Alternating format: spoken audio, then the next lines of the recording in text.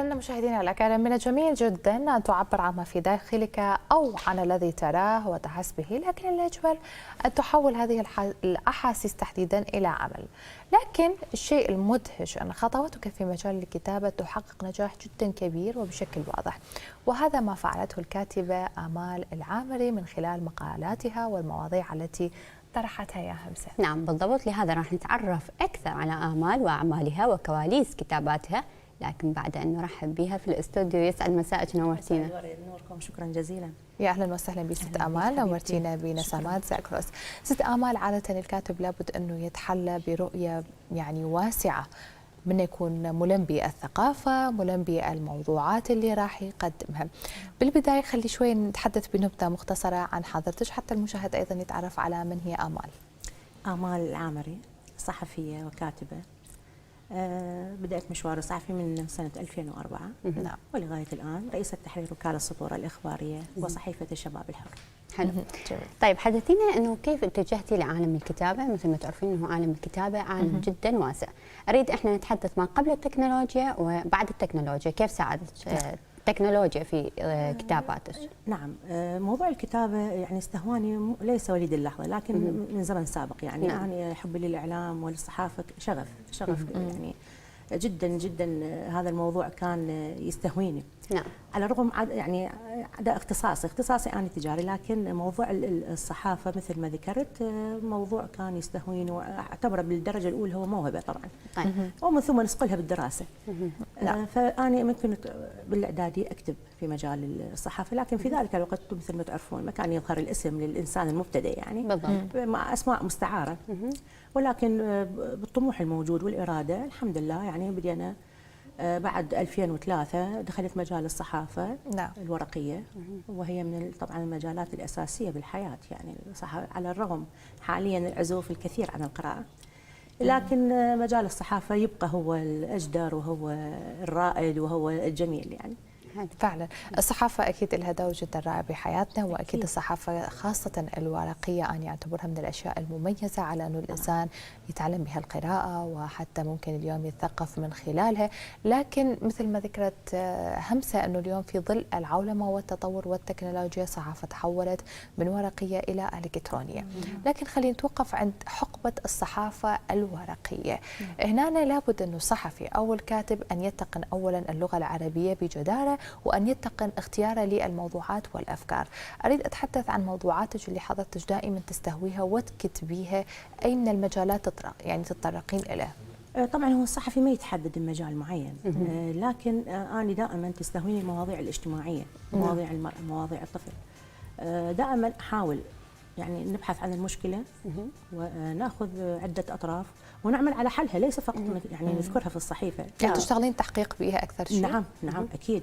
ومثل ما تفضلت يعني أنا إنه أعمل على حل هذه المشكلة. أو تقديمها للرأي العام، أو تقديمها للجهة المسؤولة عن هذه المشكلة. حلو. نعم. طيب حدثينا عن أبرز مقال كتبتي، هل يخص المرأة أم الأوضاع الاقتصادية أم السياسية؟ والله بصراحة أنا هذا يعني التحقيق وليس مقال، التحقيق يستهويني دائما وما أنساه. يعني فترة يعني بداية عملي بالصحافة هي عملت تحقيق عن تعدد الزوجات. كان آنذاك موضوع جدا يعني ماخذ صدى كثير يعني وكبير، ولغاية الآن احنا هذا الموضوع نعاني من عنده، فحبيت أن أدرس هذا الموضوع من كل جوانبه، من كل تفاصيله. نعم. فهذا التحقيق الأكثر اللي ببالي يعني. طيب شنو الصدى اللي حقق هذا الموضوع، وخاصة اليوم موضوعات التحقيقات أنا أعتبرها من المواضيع الصعبة جدا يعني فعلا يحتاج أنه الصحفي أو الكاتب يكون متقن هذا الموضوع، رغم أنه احنا ممكن ناخذه في مرحلة دراسية معينة ندرسها بالحياة الجامعية خاصة بقسم الإعلام، لكن شوية صعب، يحتاج لرؤية واسعة أكثر. أكيد التحقيق طبعا يحتاج كثير، يحتاج معلومات عامة، يحتاج إدراك، خيال واسع، يحتاج السعي من أجل المعلومة الصادقة أو الحقيقية. يعني إحنا مثل ما نعرف حاليا بوجود العولمة والتكنولوجيا كثير من المعلومات، لكن مو شرط تكون مصداقيتها يعني صحيحة.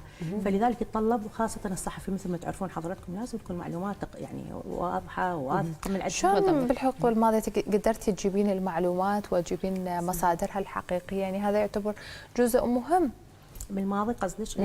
قبل التطور اليوم طبعا اللي احنا عايشين طبعا فيه. هو كان متعب بصراحه، مو شيء هين يعني. احنا كنا مثل ما يقول نتعنى ونروح لاماكن عده، لجامعات، لاساتذه، لخبراء مختصين، لمحاكم، فهذا يتطلب جهد يعني. احنا قبل التحقيق ياخذ عندنا وقت كبير يعني، شهر اسبوعين حسب. يعني ممكن الان اصبحت اسهل، طريقه اسهل، لكن الدقه يعني تنعدم الدقه والمصداقيه بهالموضوع. حلو. زين، حدثينا كونك كاتبه عن ابرز او عن المعوقات اللي واجهتيها او الجوانب السلبيه يعني واجهتيها حضرتك. بصراحه المعوقات هي خلينا نكون يعني المعوقات للمراه اكثر شيء. يعني بهذا المجال المرأة عن الرجل اكو اختلاف لغاية الآن يعني نعاني من عنده. هناك مثل ما تعرفون يعني اكو مكانات مو كل شخصية تقدر تدخلها، خاصة المرأة تتحددين بيها. فهي هاي ابرز المعوقات يعني اللي يعني لكن انت حضرتك كونك كاتبة وآمال العامري بهذا المجال، نعم، قدرتي تدخلين بيها وما يعني تحديتي هذه المعوقات؟ الحمد لله يعني احنا لا اي مرحله نوصل نحس بعد يعني بعد نحتاج الكثير، بعدنا ما وصلنا لشيء، لكن الحمد لله احنا تخطينا كثير من المصاعب وخضناها يعني. حلو. طيب يعني هذه الانتاجات اللي حضرتك يعني على طول هذه المده الزمنيه لابد انه تتكلل بمجموعه خاصه بيش، مثلا على سبيل المثال يكون ممكن كتاب خاص بيش تكتبين به كل المقالات اللي كتبتيها او كل المواضيع اللي كتبتيها، او موضوع معين في فتره من الفترات انه انت كتبتي لكن اخذ صدى جدا واسع وبداوا يذكرون اسم آمال بكل المحافل، فآمال حبت تطور هذا الموضوع وتحوله الى قصه او الى روايه. اكو شيء مشروع ببالك؟ ان شاء الله احنا بصدد هذا الموضوع. بس تدرين انت يعني الالتزامات والظروف اللي نمر بها مرات تحتم عليك انه تكونين يعني ما نقول احنا مقله وانما بطء في عمليه انه اصدار كتاب او مؤلفات. بس ان شاء الله اكو هناك يعني مشروع هكذا مشروع، وانا كتاباتي يعني تنشر على موقع كتابات وحوار متمدن، فان شاء الله نوثقها على شكل كتاب. حلو. زين، مثل ما تعرفين انه الكتابه او الكاتب شخص جدا مثقف. طيب انت حتى تصنعين جيل مثقف، شلون يتعلم الشخص انه يبدي اول خطوه ككتابه؟ الخطوات الاساسيه. نعم، دائما احكيها انه الثقافه او اللي يريد يشتغل على نفسه، يعني احنا مع احتراماتنا لكل الاعلاميين الموجودين والصحفيين، لكن اللي يخوض هذا المجال يجب ان يشتغل على نفسه، يعني يطور من نفسه. مو فقط انه انا طبعا العلم الدراسه الاكاديميه مو كل شيء، يعني احنا ندرسه دائما مو ما يطبق على الواقع بالفعل. فالانسان يشتغل على نفسه، واهم شيء القراءه.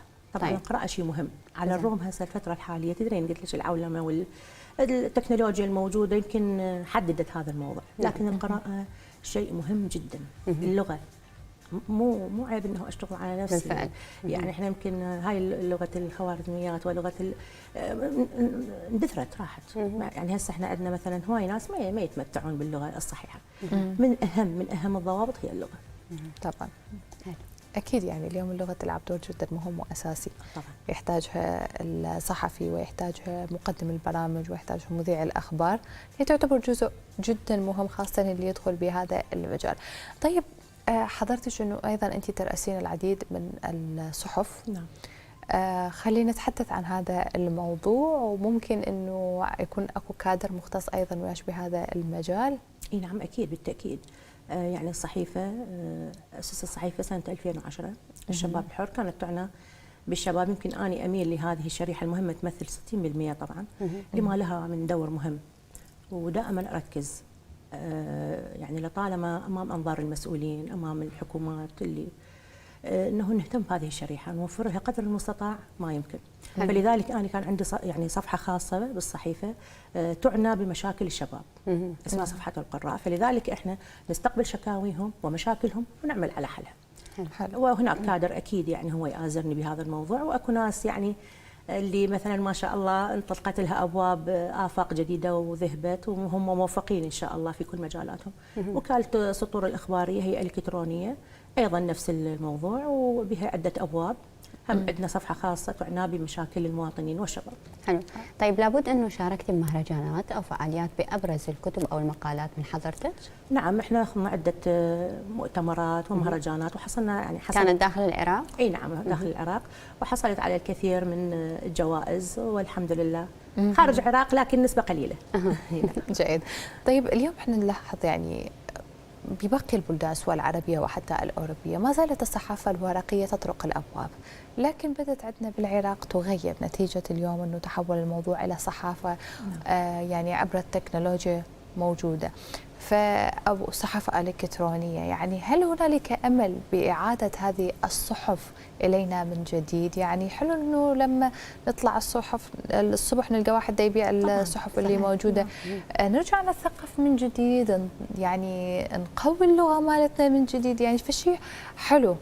والله هي الصحافه الورقيه نكهه، مثل ما اسلفت نكهه خاصه، يعني ريحه الورق من انت جالسه وفنجان القهوه وتتصفحين، يعني فد شعور جدا جميل. احنا نتمنى طبعا، هي المشكله هذه ليس فقط على العراق بصراحه، هي وانما مشكله عالميه يعني. نعم. الصحف اصبحت التكنولوجيا والتطور بس موجوده حتى الان نشوفها الصبح موجوده الصحيفه، يعني حلو هذا الشيء عندهم. نعم، لكن النسبه ضئيله جدا. يعني لو تلاحظين انت، انا دائما يعني بصراحه اتابع التقارير العالميه، يعني هاي مشكله كونيه اصبحت، يعني مثل ما يعني ليست فقط الصحافه، يعني نقدر نذكر السينما والمسرح. كان قبل العائله العراقيه تذهب لدور السينما، بس الان اصبح يعني في بيتك انه من احدث الشاشات يعني التقنيات العاليه يجلس ببيته وما يحتاج هاي الامور في حالها، لكن هي تبقى الرائده، يعني هي تبقى لها الدور الكبير. الصحافه أكيد. الورقيه ما اعتقد يضاهيها يعني شيء اخر. طيب ما نوع الدعم اللي تحتاجينه بكتاباتك؟ أنا فقط المعلومات، الكتابات أحتاج معلومات، أحتاج إي نعم. طيب من السهولة ممكن أن نتحصل الآن على المعلومات من خلال مواقع التواصل الاجتماعي؟ صح، لكن مو كل المجالات، يعني أنا أحتاج معلومات دقيقة، أحتاج مصداقية. طيب. يعني احتمال هذه المعلومة أنا مو موثقة يعني كمصداقية أو كذا، فيعني مرات نعاني صعوبة المعلومة الصحيحة.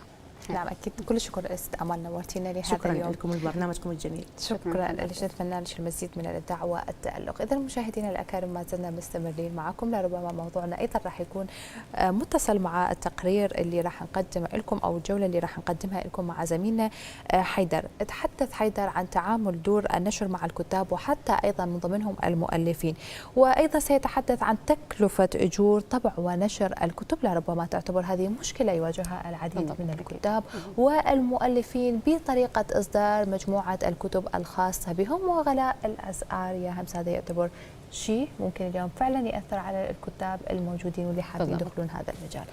إذا مشاهدينا نروح نتابع معكم هذه الجولة بعدها راجع لكم.